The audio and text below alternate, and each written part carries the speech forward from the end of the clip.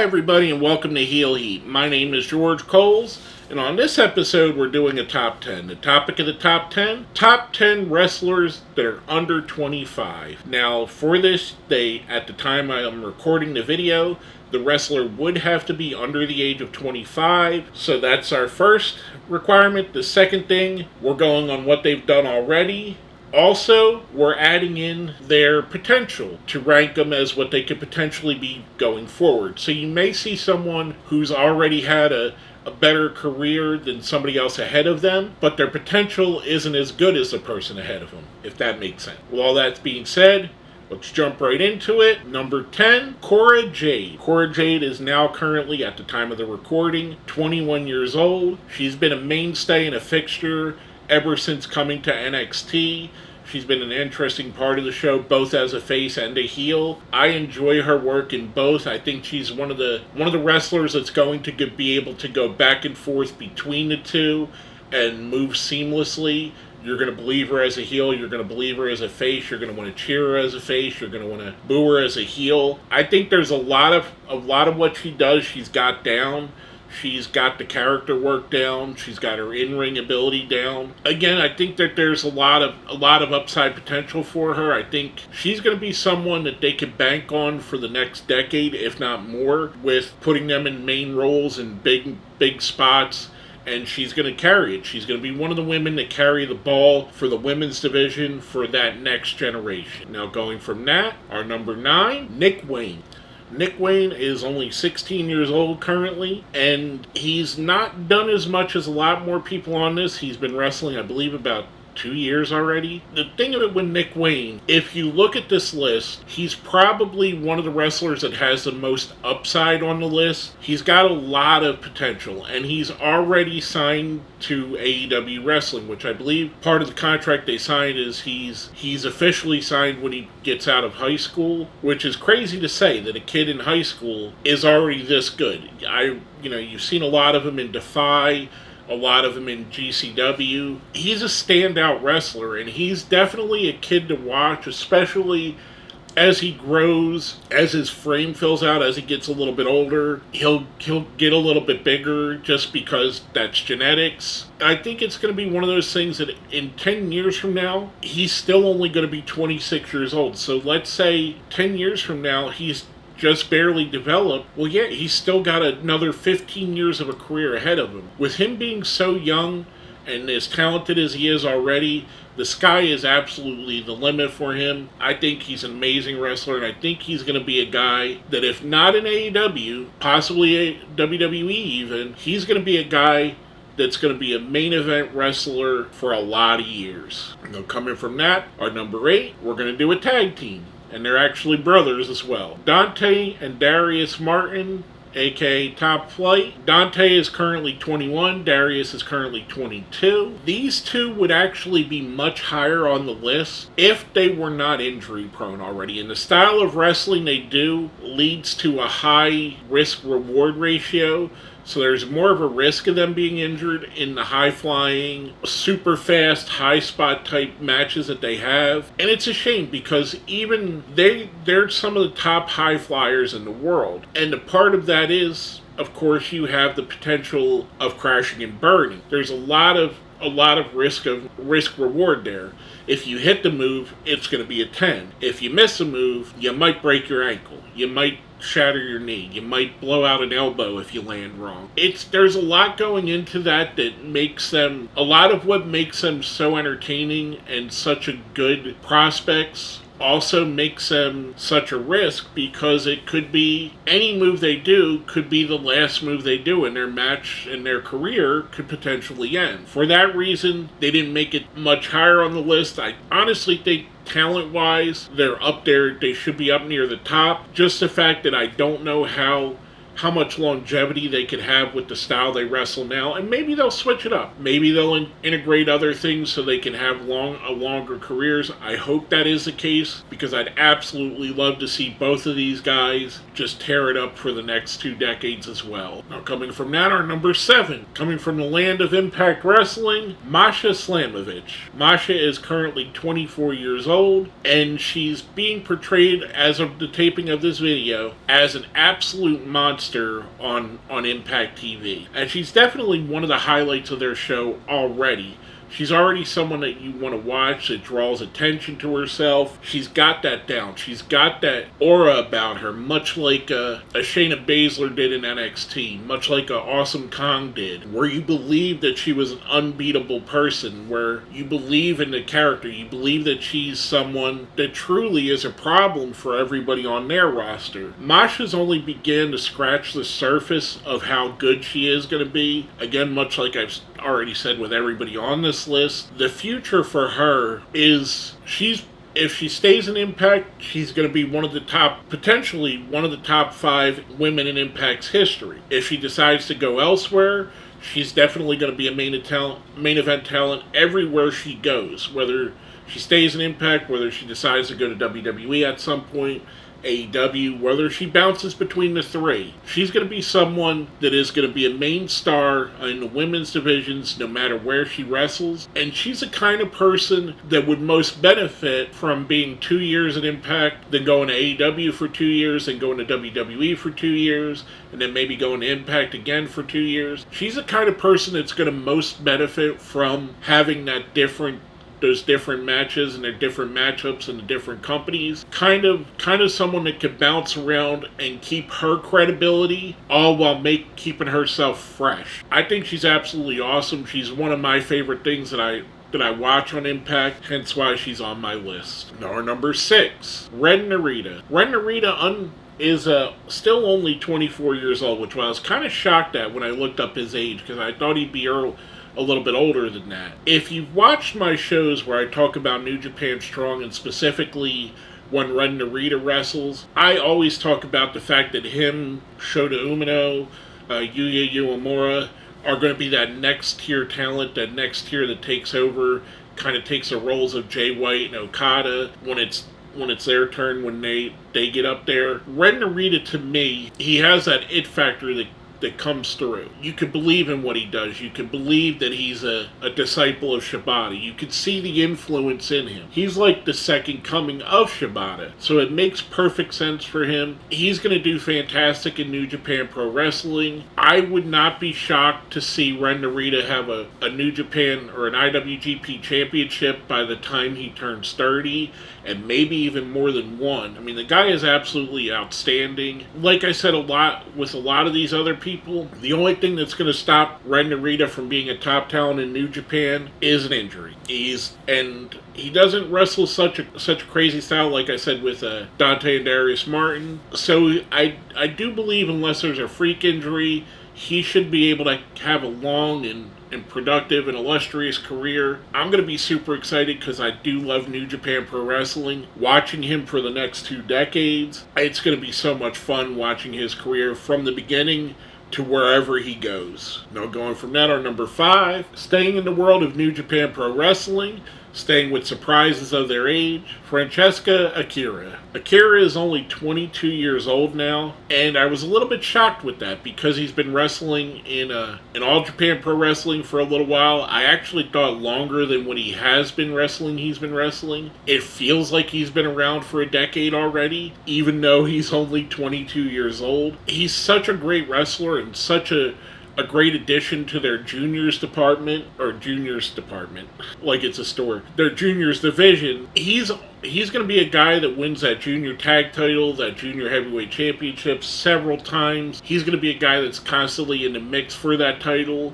And if he decides, much like people like LP or Will Ospreay have done in the past, to bulk up and go into the ranks of the heavyweights, he's also going to be a guy that's going to be able to carry that over. I think he's absolutely amazing. Again, I think like I said, with everybody else so far, we've only scratched the surface on what he could do. I absolutely love his role within the United Empire. I think Akira is amazing, and I think he's just going to be great going forward. Now, coming from that, our number 4, Daniel Garcia. Daniel Garcia is only 24 years old as of the videotaping, and he's already done more than most people on this list. He's been a Battle of Los Angeles winner with PWG. He's main evented pay-per-views in AEW. Well, not main evented, but he's been in main matches on pay-per-views. He's main evented Dynamites. He's main evented Rampages. He's been in big storylines in AEW. And he's looked at, you look at him as one of the best technical wrestlers in the world already at the age of 24. He's a guy that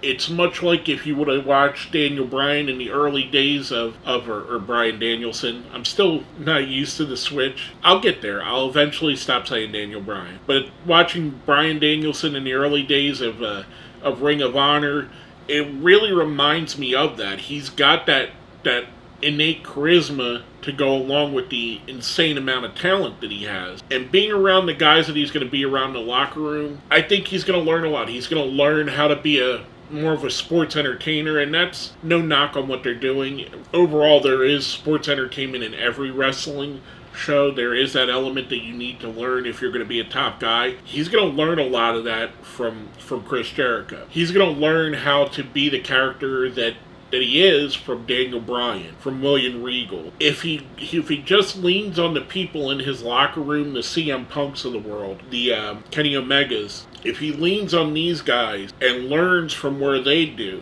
what they've done, he's going to be an absolute stud, and he's going to be a guy that's already main evented shows for them, but he's going to be a guy that they look at as a potential world champion, and that's probably going to be sooner than later. It's probably going to happen within the next few years, unless they really decide to keep him at a certain level. Again, I think the dude is absolutely amazing. I love his work so far. Again, much like I said already, I'm excited to see what comes up next. Our number 3, Roxanne Perez. Roxanne Perez is only 20 years old, and she's already been a Ring of Honor Women's World Champion. She's already been a mainstay on NXT. She's been an NXT Women's Champion. Her upside potential is, again, one of the biggest things putting her up so high on this list. She has that charisma that just comes through on the screen that you want to cheer for her. You want to root for her. She's going to be the ultimate babyface for that women's division for a lot of years. Again, with her being 20 years old, she can easily have a 20-year career from now, and she could be a main eventer all through that time. I could easily see her going up against someone like Charlotte, who's going to have an absolute a height advantage, and her working as the underdog. I kept wanting to say undercard. The underdog babyface in that match. Her working against someone like Ronda Rousey, where Ronda Rousey bullies her, but she uses her abilities to get the upper hand. She's always going to have that underdog story because she is a smaller wrestler. I think she's the absolute perfect person to carry that. She has such a magnetism that she's already got people gravitating to her, and she's already, in my opinion, one of the best women wrestlers in the world. I would probably put her in my top 10, if not my top 10, my top 20, if I really thought about it, for women wrestlers right now. And the upside for her is just out of the world. I mean, she's going to do everything that she wants to do in the world of wrestling, and she has the potential to be a main eventer at WrestleMania, which still at the time of this recording is the biggest thing that you could do in pro wrestling. Now, coming from that, our number 2, Hook. Hook is only 23 years old, and Hook, much like copy and paste everything I said about Roxanne Perez, copy that to Hook, except for Hook is a male instead of a female. Hook is that too. Hook has the charisma from what we've seen in the matches, and they're bringing him on absolutely perfectly. With the matches he has, we've seen he definitely has skill. He has talent in the ring. Hook has the potential to be just as big, if not bigger, than his Hall of Fame caliber father, which is Taz. He's already got a crazy following. Fans go insane when he comes out. He's only going to grow on that. When you see if he could develop a third of the mic skills that Taz had, he will be a main event guy, whether that be in AEW, whether he decides to go to WWE. Much like I said with Roxanne Perez, he's a guy that could potentially main event a WrestleMania card at some point. If he decides to stay his whole career in AEW, he's going to be a guy that that main events multiple all-outs, main events multiple double or nothings. He's going to be a guy that's looked at as a franchise at some point, and that point is probably coming very soon. I love how they're bringing him through. I think the sky's the limit for the guy. That's why Hook's so high on the list. Now, before we get into our number one, we do a thing here on the Best of the Rest called on our top 10s called the Best of the Rest, and basically it's people that were considered for the list but didn't make it for whatever reason. First up, Anna Jay. Anna Jay is still only 24 years old, and I think she'd probably be higher on this list if she had a little bit better promo skill. And hopefully the pairing, because as of the recording, she's right now in the Jericho Appreciation Society. Hopefully Chris Jericho can work on that with her, because she's already got the in-ring part down. She's a quality wrestler in ring. She's got a great look. She's an absolutely stunning woman. She's got a good amount of size to her, and meaning that she's tall, she's muscular, she looks a part of being a star. She looks like a star. She can wrestle like a star. The only thing missing from her is the promo skills, which hopefully she learns from Jericho, and that'll bring her up into that upper echelon. Now from that, also on the Best of the Rest, Julia Hart. Julia, as the cheerleader, was only going to go so far. Julia joining the House of Black, and then potentially what happens after the House of Black, if she eventually leaves, if she goes back to being a babyface. That experience and being around creative people like Brody King, like Aleister Black, or Malachi Black now. Again, I'm sorry. Some of these people are just get so used to calling them by their WWE names. Malachi and her and Buddy Matthews and Brody King being in a faction together is only going to help her. It's going to help her grow within that faction. It's going to help her grow that character. It'll help her with the creativity if that faction ends. And when that faction ends, when she goes forward out of that, her main thing going for her is her youth, and the fact that every time I do see her, and I do see her wrestle, she seems to get better each and every time. So that tells me she's highly coachable. She's listening to people that are telling her and giving her pointers, and she's taking those pointers and applying them. And again, much like I said, like everybody else on this list, the sky is the limit for Julia. I'm very excited to see where she goes from here on out. Now, before we get into our number one, if you think I left somebody off the list, put someone too high, someone too low, let me know what you think down here in the comments. While you're there, smash that like button, share, subscribe if you haven't. And our number one wrestler under 25, Bronbreaker. Bronbreaker is still only 24 years old, and at some point I hope they give him a Steiner for his last name. Bron shows me every good quality from both his uncle and his father. He's got better mic skills than his father had. He's got the in-ring talent that both of them had. He's already got people gravitating to him. He's already the NXT champion at the time of this recording. He's already main evented NXT shows, NXT takeovers, NXT special events as they're called now. To me, and I've said this before, within the next 2 to 3 years, I think Bronbreaker is going to be in the main event of WrestleMania. The sooner he can be called up to the main roster, the sooner he's going to break out and become a main event guy. There's no question. The absolute ceiling for Bronbreaker is Hall of Fame. The absolute ceiling for Bronbreaker is John Cena, is Roman Reigns, is Randy Orton. He's in that category, and he's got that much charisma, that much talent. If he continues on his path the way he is, he's going to eclipse both his father and his uncle, who are both absolute legends, WWE Hall of Famers, one of the great tag teams of all time. Scott Steiner, a multiple-time world champion. Rick Steiner, championships in every promotion he ever worked in. Bronbreaker has the potential to be even bigger than both of them, and I definitely think it's going to happen, and I know for a fact, you could take this is not a prediction, as Paul Heyman would say.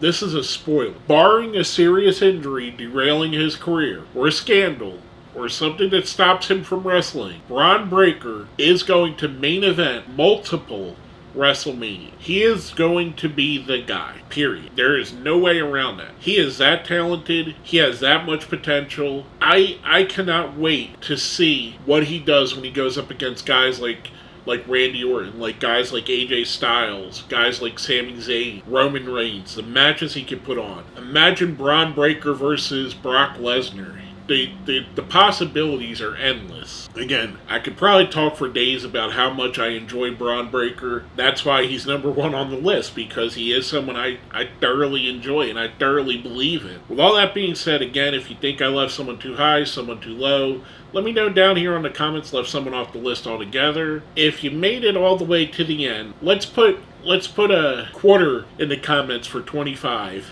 to let me know you made it to the end of the video. With all that being said, my name is George Coles, and this has been another Heel Heat Top 10.